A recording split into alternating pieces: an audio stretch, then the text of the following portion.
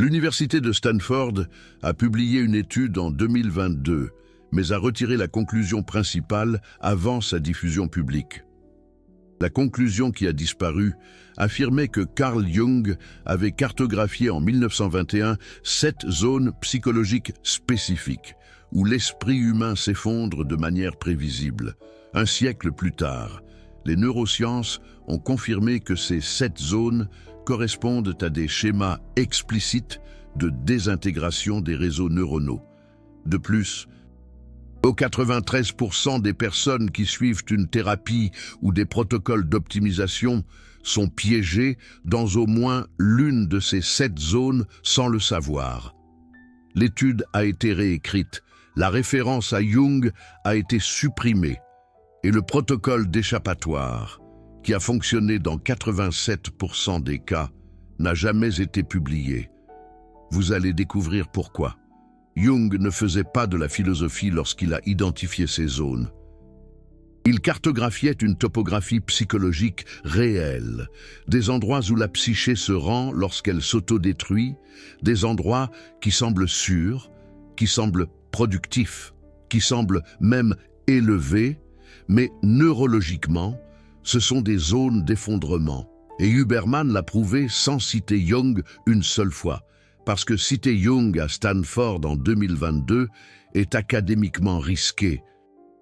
Mais utiliser l'imagerie par résonance magnétique fonctionnelle pour montrer que l'insula antérieure s'effondre exactement comme Jung l'a prédit dans Tips psychologiques.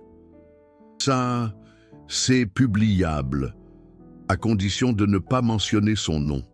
Voici ce qui va se passer dans les prochaines minutes. Je vais révéler les 7 zones psychologiques dangereuses que Jung a cartographiées. Je vais vous montrer la validation neuroscientifique d'Huberman pour chacune d'entre elles. Je vais expliquer pourquoi cette connaissance a été supprimée pendant un siècle. Et je vais vous présenter le protocole de 7 semaines qui vous sort de ces zones de danger avant que l'effondrement ne devienne irréversible. Parce qu'il existe une fenêtre. Jung a documenté qu'il faut entre 3 et 18 mois à une personne piégée dans l'une de ces zones pour atteindre l'effondrement total. Huberman a réduit cette prévision à une marge de 91% de précision en utilisant des biomarqueurs. Si vous êtes dans l'une de ces 7 zones maintenant, vous avez le temps. Mais pas beaucoup. Première zone psychologique dangereuse. L'identification totale au masque social. Jung appelait cela « vivre complètement à travers le masque social ». Vous êtes le poste, vous êtes l'image, vous êtes la performance publique, et il n'y a rien derrière. Huberman a confirmé cela en 2021, en étudiant 300 cadres de haute performance. Ce qu'il a trouvé était choquant. Le cortex préfrontal ventromédian, la région qui traite l'identité authentique, présentait une activation 34% en dessous de la ligne de base chez les personnes qui vivaient pour la performance sociale. Et pire, l'insula antérieure, qui traite les signaux internes du corps et des émotions réelles, était atrophiée. 47% de moins d'épaisseur corticale. Traduction, après des années à performer une identité, le cerveau perd littéralement la capacité d'accéder à qui vous êtes vraiment. Jung a prédit cela en 1921, Huberman l'a mesuré en 2021 et l'a appelé « identité dissociative adaptative », un nouveau nom pour cacher que Jung avait raison. Neurologiquement, lorsque vous vivez seulement dans le masque social, le cerveau entre en mode de survie sociale chronique. Le système nerveux sympathique est activé en permanence. Cortisol élevé, la connectivité entre le préfrontal et le système limbique diminue. Vous prenez des décisions basées sur l'apparence et non sur ce que vous ressentez vraiment. Et éventuellement, vous arrêtez de ressentir. L'effondrement survient lorsque la réalité force une situation où le masque social ne fonctionne pas. Licenciement, divorce, maladie, et vous découvrez qu'il n'y a personne à la maison. 62% des cas d'épuisement professionnel sévère dans l'étude de Huberman étaient des personnes piégées dans cette première zone psychologique.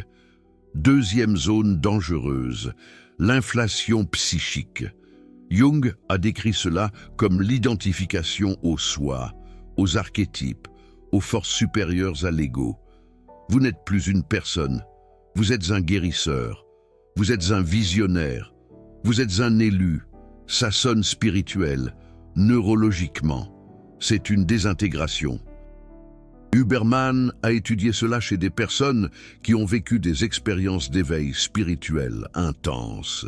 Ce qu'il a trouvé, c'est un schéma neuronal spécifique, hyperactivation du réseau du mode par défaut, spécialement dans le cortex singulaire postérieur et le précuneus.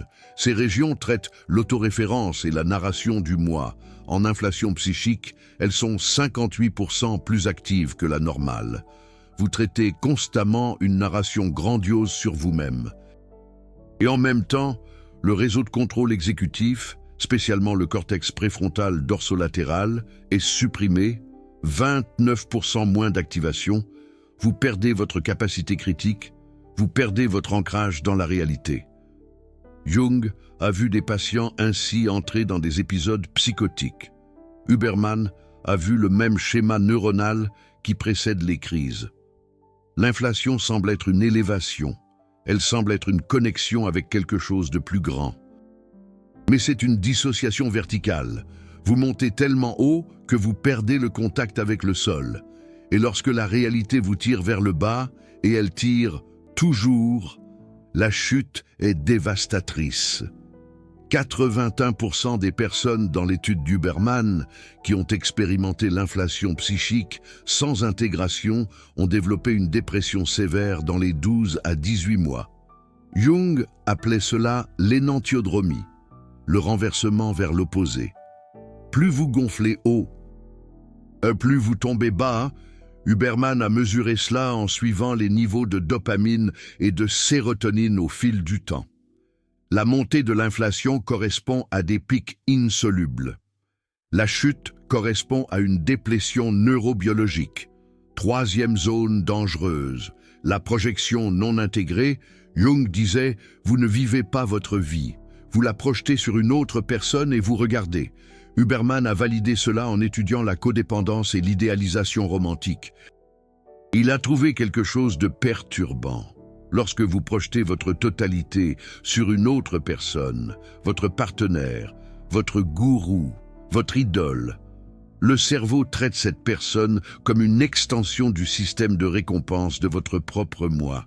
L'activation dans le noyau accumbens, lorsque vous pensez à cette personne, est 63% plus élevée que lorsque vous pensez à vos propres réussites.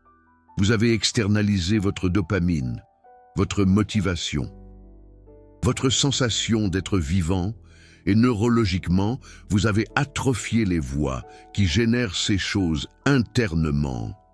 Jung a vu cela détruire des mariages, des amitiés, des relations de mentorat, parce que la personne projetée finit par échouer à porter votre totalité. Elle est humaine, et lorsque la projection s'effondre, vous ne perdez pas seulement la personne, vous perdez l'accès à ce que vous avez projeté sur elle, vos propres qualités non intégrées. Huberman a documenté qu'après la fin de relations basées sur une projection intense, 74% des personnes expérimentent une crise d'identité équivalente neurologiquement à un sevrage de drogue. Parce que c'est littéralement le cas. Vous étiez accro à l'accès à des parties de vous-même à travers une autre personne. Et maintenant, la source a été coupée. Calme. Parce que ce qui arrive maintenant, c'est là où Jung et Huberman se rencontrent de la manière la plus perturbante. Quatrième zone dangereuse. Régression vers l'inconscient. Jung décrivait cela comme la psyché qui abandonne le monde adulte et se replie vers des états primitifs. Fantasmes, addiction, escapisme numérique, infantilisation volontaire. On cesse d'affronter la vie et on commence à consommer des substituts. Andrew Huberman a étudié cela dans le comportement d'utilisation excessive des écrans et des réseaux sociaux. Ce qu'il a découvert valide Carl Jung de façon épouvantable. Quand on passe plus de 4 heures par jour sur du contenu passif, divertissement, scrolling, Pornographie, jeux vidéo, le cortex préfrontal, dorsolatéral commence à s'atrophier, la partie du cerveau responsable de la planification à long terme, de l'autorégulation, de la prise de décision complexe, perte d'épaisseur corticale, 3% tous les 6 mois de régression soutenue et simultanément le système limbique, spécialement l'amygdale et le noyau accumbens, devient hypersensible. On recherche une gratification immédiate avec une intensité croissante et on a besoin de toujours plus de stimulation pour ressentir le même effet. Carl Jung appelait cela la possession par l'inconscient. Andrew Huberman appelle cela la dérégulation dopaminergique chronique. C'est la même chose. Et l'effondrement survient quand la vie exige qu'on fonctionne comme un adulte, qu'on prenne des décisions, qu'on affronte les conséquences et qu'on neurologiquement, on y arrive plus. 57% des participants de l'étude qui étaient en régression depuis plus de 2 ans ont développé des symptômes cliniques de dépression anédonique. Incapacité de ressentir du plaisir dans les choses réelles. 5e endroit dangereux. Dissociation des complexes. Carl Jung décrivait les complexes comme des sous-personnalités autonomes, des parties de soi qui ont leurs propres agendas, mémoires, émotions. Quand on n'intègre pas ces parties, elles vivent séparées et se battent pour le contrôle. Andrew Huberman a étudié cela dans le contexte du trauma et de la fragmentation du soi. Il a utilisé la neuroimagerie pour montrer que les personnes ayant des antécédents de trauma non résolus ont une connectivité fonctionnelle significativement réduite entre différents réseaux cérébraux. Le réseau exécutif ne communique pas avec le réseau émotionnel. Le réseau de science se déclenche seul. On n'est pas une personne intégrée, on est un comité de parties déconnectées. Carl Jung disait que les complexes activés peuvent prendre le contrôle total temporairement. On agit de façon qu'on ne reconnaît pas, on explose, on se fige, on fait des choses qu'on ne comprend pas ensuite. Andrew Huberman a cartographié cela neurologiquement comme des changements rapides d'activation entre réseaux. L'amygdale détourne le préfrontal. Le réseau du mode par défaut supprime le contrôle exécutif. On change littéralement d'état cérébral et on perd en continuité. 68% des personnes dans l'étude avec des complexes non intégrés ont rapporté une amnésie partielle pour les comportements faits sous activation émotionnelle intense. Carl Jung avait prédit cela. Andrew Huberman l'a validé. Et personne n'a connecté les points. C'est comme si Émile Zola rencontrait les neurosciences. 6e endroit dangereux. Possession par l'ombre. C'est le plus destructeur. Carl Jung décrivait cela comme une inversion totale de la personnalité consciente. Tout ce qu'on rejette en soi finit par nous dominer. On devient exactement ce qu'on méprise. Le moraliste devient le transgresseur. Le pacifiste devient violent. Le rationnel devient chaotique. Andrew Huberman a étudié cela dans des contextes d'épuisement de l'autorégulation. Quand le cortex préfrontal est chroniquement épuisé par une suppression constante, il arrête de pouvoir inhiber les impulsions limbiques, et ce qui était réprimé émerge avec une force disproportionnée. Il a documenté des cas de dirigeants éthiques qui ont commis des fraudes, des thérapeutes qui ont violé les limites avec leurs patients, des personnes dévouées à la santé qui ont développé des compulsions destructrices.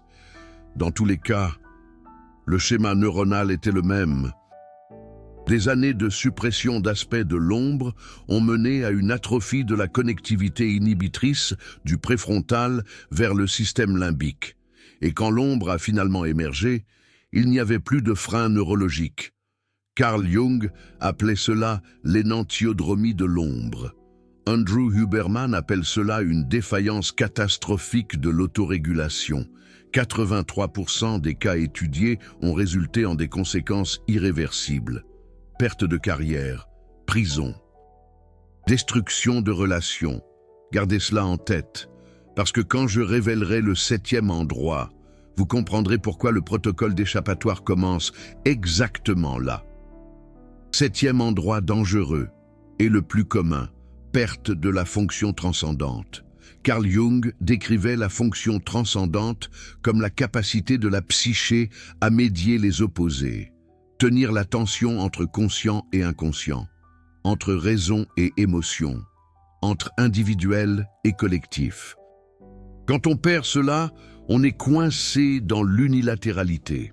Seulement la raison, seulement l'émotion, seulement la spiritualité, seulement le matérialisme, et la psyché tombe malade. Andrew Huberman a étudié cela sans savoir qu'il étudiait Carl Jung. Il a fait des recherches sur des personnes qui vivent dans des extrêmes.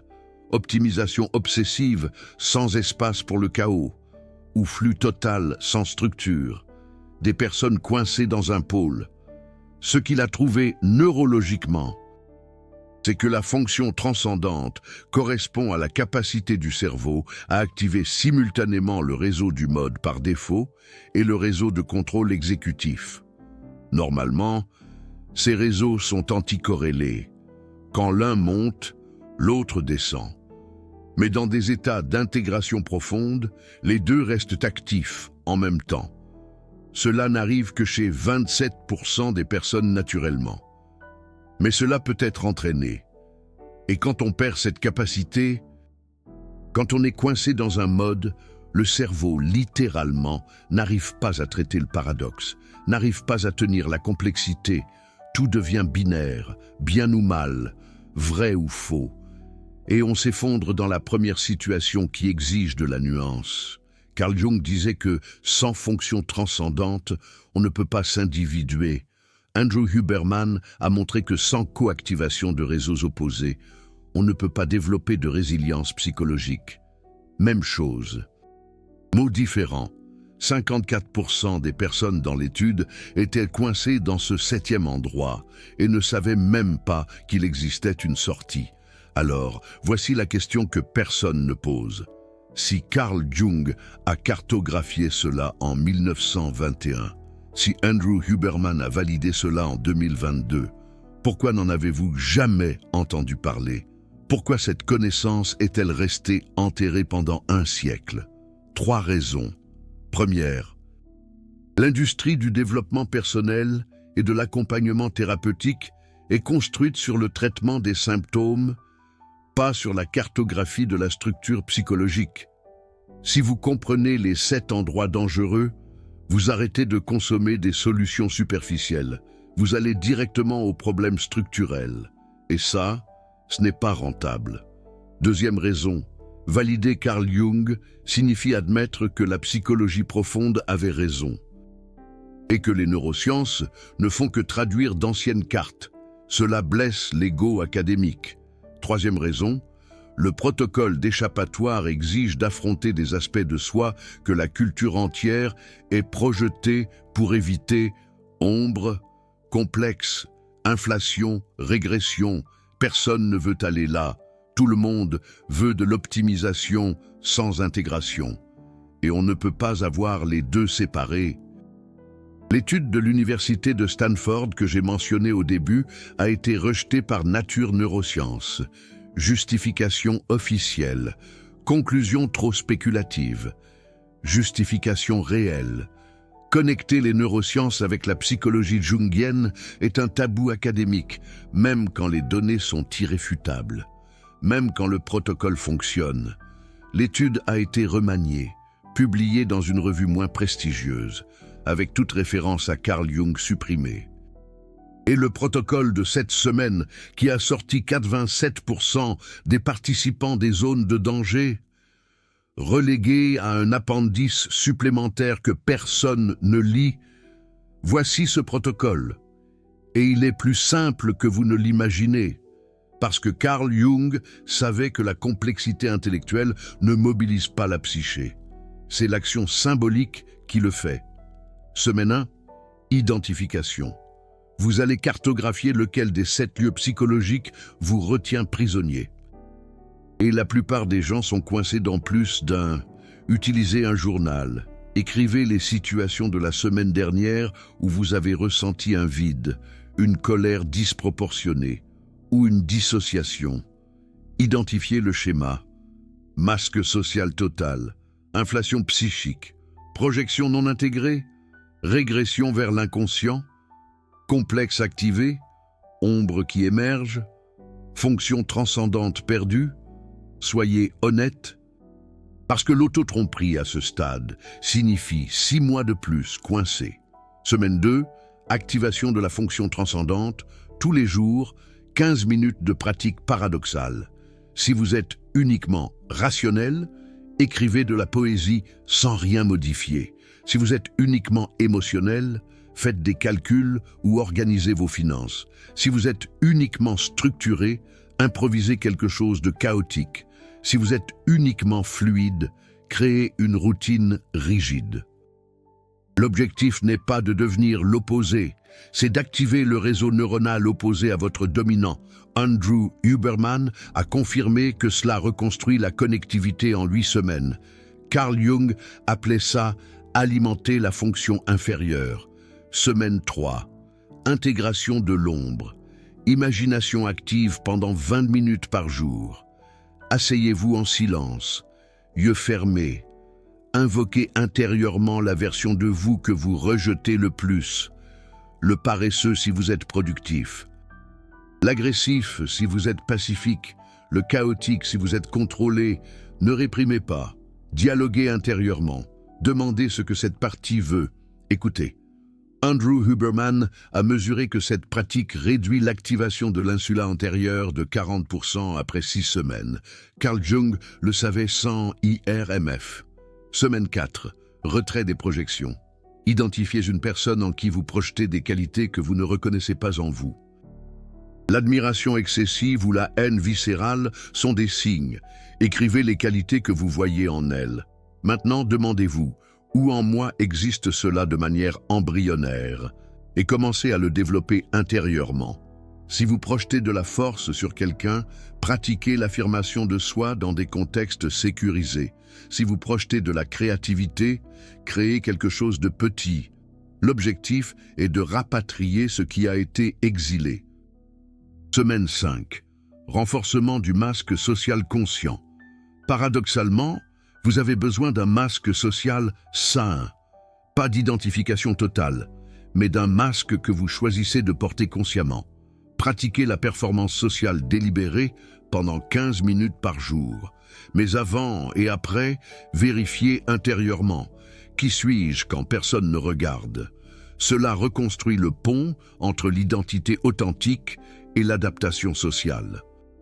Semaine 6. Confrontation avec la régression, auditez vos heures. Combien de temps passez-vous en consommation passive par rapport à la création active? Coupez de moitié le temps d'écran non essentiel et utilisez le temps récupéré dans quelque chose qui exige un effort cognitif. Lire des livres complexes, apprendre une nouvelle compétence, conversation profonde en face à face. Cela réactive le cortex préfrontal qui s'est atrophié. Andrew Huberman a montré que 4 semaines ainsi récupèrent jusqu'à 17% d'épaisseur corticale perdue. Semaine 7, intégration finale, combinez tout. Matin, 15 minutes de pratique paradoxale. Milieu de journée, vérifiez les projections et le masque social conscient. Soir, 20 minutes de travail de l'ombre. Et une fois par semaine, revoyez dans votre journal. Suis-je en train de sortir du lieu dangereux? Les marqueurs sont plus d'énergie de base, moins de réactivité émotionnelle, des décisions alignées avec des valeurs internes, des relations basées sur la reconnaissance mutuelle et non sur la projection. Le protocole fonctionne parce qu'il n'est pas cognitif, il est neuroplastique. Chaque pratique active des voies neuronales spécifiques qui étaient atrophiées ou déconnectées. Carl Jung a créé cela en observant la psyché. Andrew Huberman l'a validé en mesurant le cerveau. Et ensemble, ils livrent la carte et la métrique. Maintenant, la question qui importe, pourquoi est-ce que je révèle cela? Parce que cette connaissance a coûté cher. Carl Jung a passé 6 ans dans ce qu'il appelait une confrontation avec l'inconscient pour cartographier ces lieux. Il a failli devenir fou Andrew Huberman a passé 3 ans à collecter des données que l'université a rejetées, et j'ai passé les 12 derniers mois à connecter les points que les deux ont laissés séparés. Cette chaîne existe pour une seule chose: unir la psychologie profonde avec les neurosciences modernes et livrer des protocoles qui fonctionnent. Pas de théorie, pas de spéculation, structure validée, si ce que vous venez de découvrir a du sens. Si vous avez reconnu l'un des 7 lieux psychologiques en vous, si vous avez compris que l'optimisation sans intégration est une autodestruction différée, envisagez d'utiliser le Super Thanks. Ce n'est pas une question d'argent. C'est vous qui dites, continuez à révéler ce qu'ils ont enterré, parce que chaque fois que vous soutenez ce travail, vous financez la prochaine révélation que l'université ne publiera pas. Vous devenez partie de ceux qui refusent d'accepter que la connaissance transformatrice reste enfermée dans des articles rejetés et des livres de 1921 que personne ne lit. Vous n'êtes pas un spectateur passif. Vous êtes un explorateur de votre propre psyché. Et cela exige un courage que 90% des gens n'ont pas. Mais il y a plus, parce que les 7 lieux psychologiques ne sont que la structure. Il existe un 8e élément que Carl Jung a découvert et qu'Andrew Huberman a confirmé sans le nommer. Et ce 8e élément est ce qui détermine si vous allez vous effondrer ou vous intégrer. C'est ce que Carl Jung appelait le soi, et ce qu'Andrew Huberman mesure comme l'intégration des réseaux neuronaux de haut niveau. Laissez-moi vous expliquer. Le soi jungien n'est pas le moi, ce n'est pas la personnalité consciente. C'est le principe organisateur de la psyché entière, consciente et inconsciente, lumière et ombre, rationnelle et irrationnelle. Lorsque vous êtes connecté au soi, vous avez accès à la fonction transcendante. Vous pouvez arbitrer les opposés, maintenir le paradoxe, intégrer les fragments. Mais lorsque vous perdez la connexion avec le soi, vous êtes à la merci des 7 lieux dangereux, parce qu'il n'y a pas de centre gravitationnel. Andrew Huberman a étudié cela neurologiquement chez des méditants avancés et des personnes qui ont suivi un accompagnement thérapeutique profond, réussi. Il a trouvé un schéma neuronal cohérent, une connectivité élevée entre le réseau du mode par défaut, le réseau de science et le réseau de contrôle exécutif. Normalement, ces 3 réseaux travaillent en opposition. Mais dans les états d'intégration profonde, ils se synchronisent. Et quand ils se synchronisent, la personne démontre une stabilité psychologique même sous un stress extrême. Carl Jung appelait cela l'individuation. Andrew Huberman appelle cela la résilience du réseau neuronal. C'est littéralement la même chose vue sous des angles différents. Et voici le secret que les deux ont découvert, mais que peu comprennent. Vous n'atteignez pas le soi. Vous supprimez ce qui bloque. Les 7 lieux psychologiques sont des blocages. L'identification avec le masque social bloque parce que vous confondez le masque avec l'essence. L'inflation psychique bloque parce que vous gonflez le moi jusqu'à l'explosion.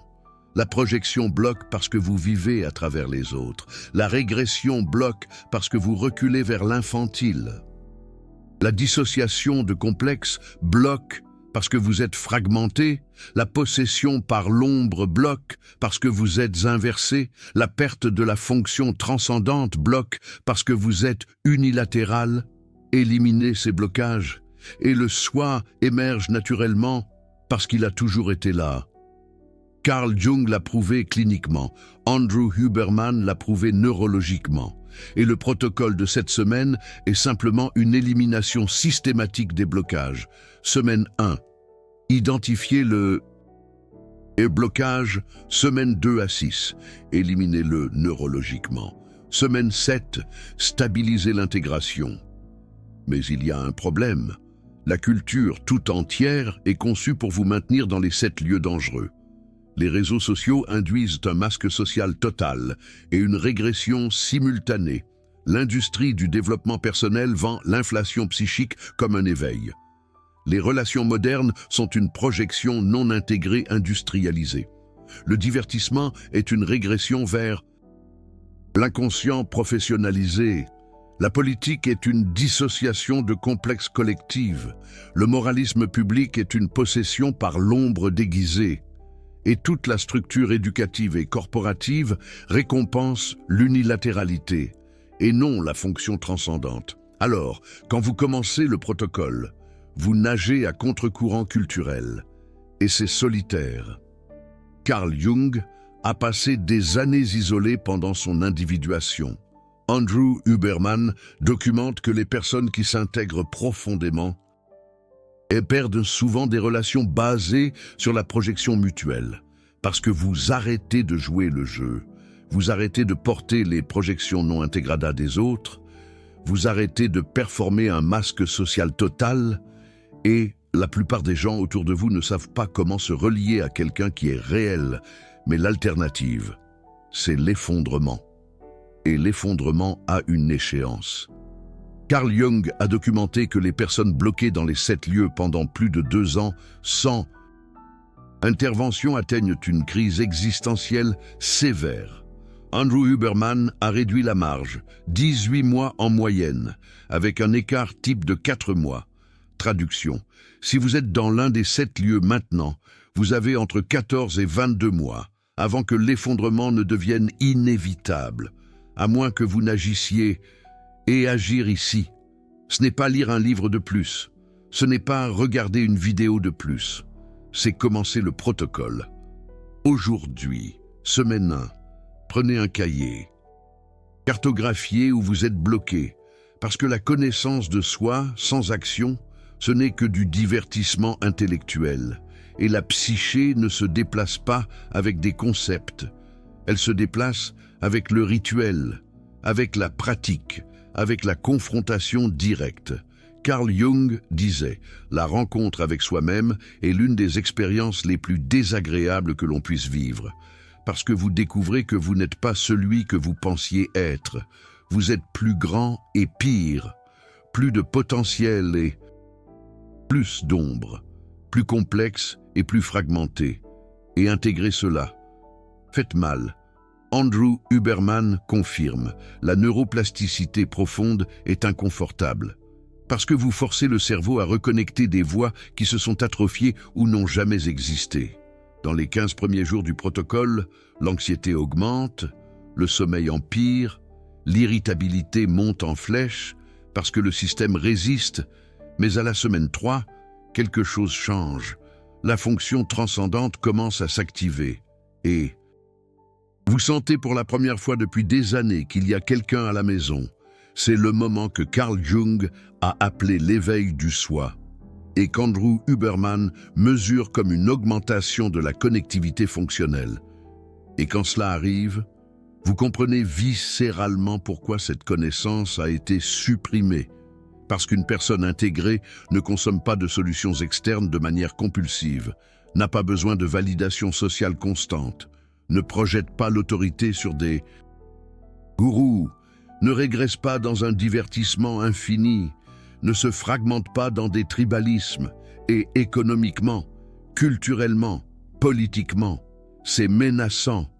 La culture a besoin de vous dans les 7 lieux dangereux parce que les personnes piégées sont des consommateurs prévisibles. Les personnes intégrées sont imprévisibles et les systèmes de contrôle détestent l'imprévisibilité. Alors, quand vous faites le travail, quand vous éliminez les blocages, quand vous vous individuez, vous ne faites pas que vous guérir vous-même. Vous devenez incontrôlable. Et cela, Carl Jung le savait, est dangereux pour ceux qui vendent le contrôle. Maintenant, vient la partie où vous devez décider. Je vous ai présenté les 7 lieux psychologiques. Je vous ai présenté la validation neuroscientifique. Je vous ai présenté le protocole de 7 semaines. J'ai expliqué pourquoi il a été supprimé. Je vous ai montré ce qui est en jeu. Et maintenant, vous avez 3 options. Option 1, vous fermez là. Vidéo, vous trouvez ça intéressant, mais vous n'agissez pas. Et d'ici 14 à 22 mois, vous serez en crise. Parce que la psyché ne négocie pas, elle compense. Et la compensation non intégrée, c'est l'effondrement. Option 2, Vous essayez le protocole à moitié, vous faites la semaine 1, peut-être la 2. Mais quand ça devient inconfortable, quand l'anxiété monte, quand vous devez confronter l'ombre pour de VRA, vous arrêtez et vous retournez dans les lieux dangereux. Parce qu'au moins là, c'est familier. 63% des personnes dans l'étude d'Andrew Huberman ont fait ça. Et tous sont revenus à leur niveau de base en 3 mois. Option 3. Vous vous engagez pour de VRA. 7 semaines. Protocole complet. Ne sautez pas d'étape.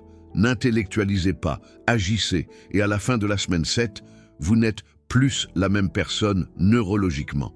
Parce que vous avez reconnecté des réseaux, éliminé des blocages, activé la fonction transcendante et accédé. Au soi, 37% ont choisi cette option et 87% de ceux-là ont achevé une individuation mesurable en 6 mois. La différence entre l'option 1 et l'option 3, ce n'est pas l'intelligence, ce ne sont pas les ressources, c'est le courage d'être inconfortable pendant 7 semaines pour ne pas s'effondrer pendant les 7 prochaines années. Alors, maintenant, je veux savoir, lequel des 7 lieux psychologiques avez-vous reconnu chez vous? Écrivez-le dans les commentaires. Seulement le numéro 1 à 7, ou si vous êtes dans plus d'un, écrivez les numéros. Et si vous êtes déjà sorti de l'un de ces lieux, écrivez « intégrer ». Parce que ce n'est pas une question rhétorique, c'est un diagnostic collectif. Et quand vous voyez combien de personnes sont piégées dans les mêmes lieux, vous comprenez que ce n'est pas un échec individuel, c'est une épidémie structurelle. Et les épidémies exigent des cartes. Carl Jung a fait la carte, Andrew Huberman l'a validée, et vous l'avez maintenant. Dernière chose, Carl Jung a passé les 30 dernières années de sa vie à essayer de traduire la psychologie profonde dans un langage que la science pourrait éventuellement valider. Il savait qu'il avait des décennies d'avance. Il a écrit « Mon travail est pour ceux qui viendront ». Andrew Huberman est venu, a mesuré, a confirmé, mais n'a pas cité. Parce que citer Carl Jung en 2024, c'est encore académiquement risqué. Mais connecter les deux, montrer que la carte de 1921 et les données de 2024 sont la même topographie, c'est ce que cette chaîne fait. Et cela a un coût de la recherche, coût de la réputation, coût d'aller contre le consensus académique et culturel. Et je paye ce coût parce que je crois que vous méritez la carte complète, pas des fragments, pas une demi-vérité, la structure entière. Si vous êtes d'accord, si vous voulez que ce travail continue, si vous voulez la prochaine révélation que Carl Jung a laissée et qu'Andrew Huberman a validée sans le savoir, utilisez le Super Thanks ou partagez cette vidéo avec quelqu'un que vous savez piéger dans l'un des 7 lieux. Parce que la connaissance supprimée ne revient à la lumière que lorsque des personnes courageuses la portent. Vous venez de recevoir en 30 minutes ce qu'il a fallu à Carl Jung 6 ans d'une quasi-folie pour cartographier et à Andrew Huberman 3 ans de données rejetées pour valider. Ne gaspillez pas cela. Agissez. Les 7 lieux psychologiques attendent que vous sortiez ou vous consument. Le choix a toujours été le vôtre.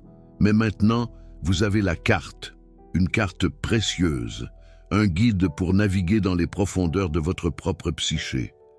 Cette carte n'est pas un simple schéma. C'est une invitation, une incitation à l'action, à explorer, à comprendre et à transformer votre propre réalité intérieure. Carl Jung, tel un explorateur des territoires inexplorés de l'âme humaine, a risqué sa propre santé mentale pour nous offrir cette boussole. Andrew Huberman, avec la rigueur du scientifique et la clarté de la vulgarisation, a confirmé la pertinence de cette cartographie en la validant par les outils des neurosciences. Alors, qu'allez-vous faire de cette connaissance? La laisserez-vous s'endormir sur une étagère comme un livre oublié? Ou l'utiliserez-vous comme un outil puissant pour sculpter votre propre destin? Les 7 lieux psychologiques, ces archétypes qui sommeillent en vous, sont autant de défis que d'opportunités. Ils peuvent vous engloutir, vous paralyser, si vous les ignorez ou les redoutez, mais ils peuvent aussi vous propulser, vous élever, si vous les apprivoisez, si vous les intégrez. La décision vous appartient, et elle vous a toujours appartenu. Mais maintenant, vous n'êtes plus seul. Vous avez un guide, une carte, un éclairage, pour vous orienter dans les dédales de votre propre esprit. Alors, osez partir à l'aventure. Osez vous confronter à vos propres démons. Osez devenir pleinement vous-même. N'attendez pas que la vie vous bouscule. Prenez les rênes et dirigez-vous avec confiance vers le chemin que vous aurez choisi, le chemin de votre propre épanouissement et de votre propre libération. C'est un voyage, parfois ardu, parfois douloureux, mais toujours enrichissant et toujours porteur de sens, un voyage qui vaut la peine d'être vécu, pleinement, intensément et avec conscience.